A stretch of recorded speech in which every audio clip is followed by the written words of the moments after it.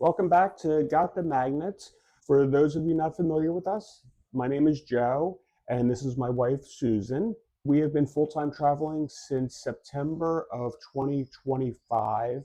Spoiler alert, we just finished a 14-day cruise from Port Canaveral, Florida to Barcelona, Spain. We are currently in Barcelona, as you can see in the background. But we're still continuing and giving you updates on what we've been doing on our 14-day cruise. At this point, we are up to day 11 with the Cadiz, which was the first port in continental Europe. We had previously stopped in the Azores after many sea days, and then we had 2 sea days between Azores and Cadiz. This is the first of 4 ports at the end of the cruise. What did we do in Cadiz? We did the hop off and hop on tour bus. We didn't book an excursion through the cruise line. We were just going to wander around and see what was there.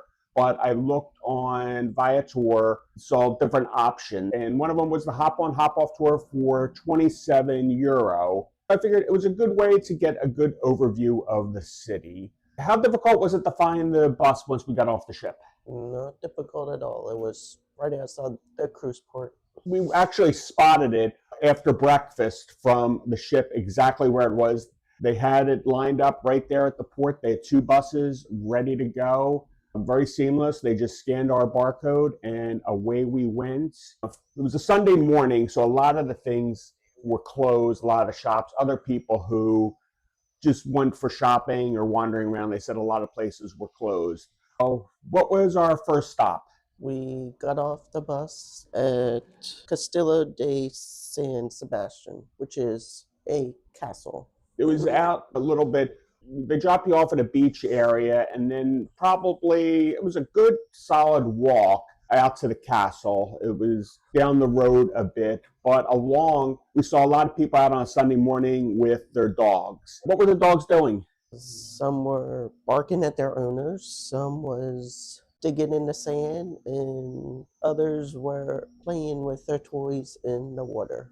That alone would have made this worth going to see. Just the dogs having a great time on a Sunday morning with their owners. Then we walked around the castle. It was a nice walk, nothing fancy. They gave you some history of the castle. Most of it was in Spanish. From what we can tell, it was used at some point during the plague, but it was just a nice, relaxing way to spend a Sunday morning. We got back on the bus. We went up to the town, and what did we do after that? What was our next stop? It was a park near the water. It was a park they had built. It was a city park where they had all kinds of trees. They had orange trees, and it was just a neat little walk. It was like walking through Central Park. People were out with their families. They were out with the dogs, just enjoying a nice Sunday morning. It was a nice, relaxing day. They had a little walkway that walked overlooking the Atlantic Ocean, which was nice. So we spent a good part of there. They had a waterfall that they had created, and you had a cave that you could walk through. For the Disney fans, we got to see the backside of water from there. It was a nice way to spend a Sunday afternoon, or excuse me, Sunday morning. We got back on the bus, and what was our next stop? We wanted to go see the cathedral. For those of you who may not know, Sue is a big fan of historic churches. We try and hit them as much as possible, but because it was a Sunday, it wasn't available to visit. But we did find a museum dedicated to the Roman ruins. Cadiz, for a little history, is one of the oldest Western ports in continuous operations. It dates back to the Romans because of its proximity and good trade routes. It is a very historic city that has a long history. I believe the history is about 3,000 years old at this point. Then we got back on the bus, and we were planning to head back to the ship for lunch, but we decided to get on the bus going the opposite way and take the tour of the city rather than just head straight back. We got to see from the second deck of the bus a lot of things we had already seen. It was a nice tour of the city. When we looped back, we went to the other section of the town, which had a lot of beaches, a lot of restaurants, It was more of a newer city than where we previously were, which is the older, more historic part of the city. Went back through another area that had a lot of the infrastructure in it.